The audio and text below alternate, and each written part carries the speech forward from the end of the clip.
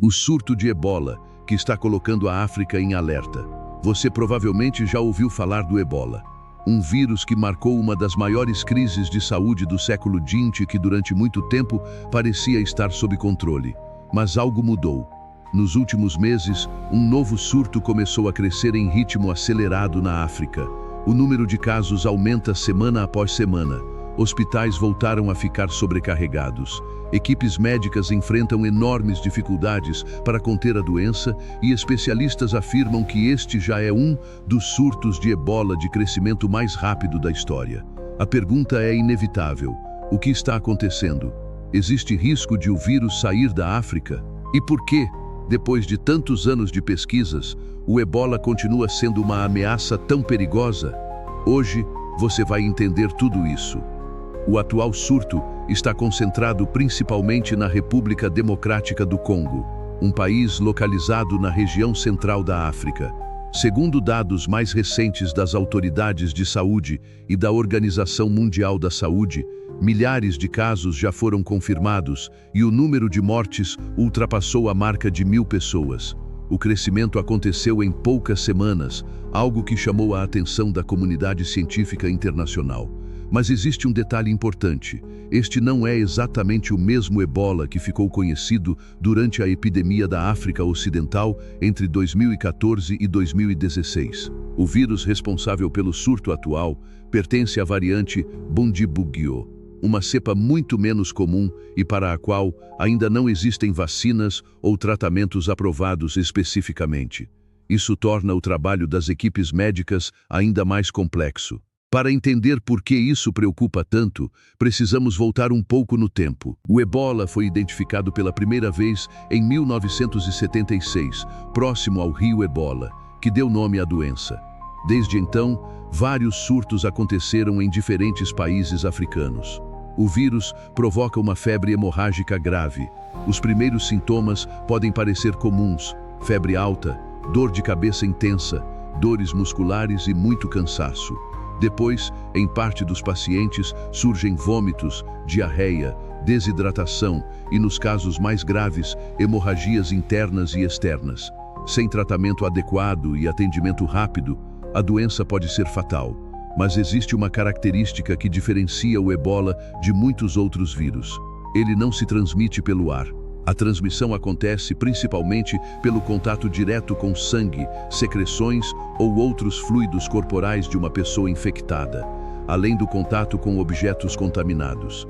Isso significa que o vírus não se espalha como a gripe ou a Covid-19. Então surge outra pergunta: se a transmissão é mais difícil, por que o número de casos está aumentando tão rapidamente? A resposta envolve vários fatores. O primeiro deles é a localização do surto. Grande parte dos casos está ocorrendo em regiões onde há conflitos armados, deslocamentos de população e infraestrutura de saúde extremamente limitada. Em algumas áreas, equipes médicas enfrentam dificuldades até para chegar aos pacientes. Em outras, hospitais e centros de tratamento foram alvo de ataques, obrigando profissionais a interromper temporariamente o atendimento. Outro problema é a desinformação. Em algumas comunidades, existe desconfiança em relação às autoridades de saúde. Há pessoas que escondem familiares doentes por medo do isolamento ou acreditam em informações falsas sobre os tratamentos. Quando isso acontece, a identificação dos contatos fica muito mais difícil e o vírus continua circulando sem ser detectado. Especialistas alertam que muitos novos casos não conseguem ser ligados às cadeias conhecidas de transmissão, sinal que parte importante do surto ainda ocorre fora do alcance das equipes de vigilância. Há ainda outro desafio. Como esta variante específica não possui vacina aprovada, os profissionais de saúde dependem principalmente de medidas tradicionais de controle. Isso inclui identificar rapidamente os pacientes, isolar os casos confirmados, rastrear todas as pessoas que tiveram contato com os infectados e reforçar medidas rigorosas de proteção. É um trabalho enorme. Qualquer atraso pode permitir que novas cadeias de transmissão se formem. Apesar da gravidade da situação, existe uma boa notícia. Até o momento, o risco para a população mundial continua sendo considerado baixo. Isso acontece justamente porque o ebola exige contato direto para ser transmitido. Os casos registrados fora da República Democrática do Congo foram identificados rapidamente e acompanhados pelas autoridades de saúde, reduzindo significativamente a possibilidade de disseminação. Em Uganda, por exemplo, os casos registrados estavam ligados ao surto no Congo. Até agora, não houve transmissão comunitária sustentada, e o país iniciou o período de vigilância necessário para declarar o fim do surto local, caso nenhum novo caso apareça. Mesmo assim, organizações internacionais continuam monitorando a situação diariamente.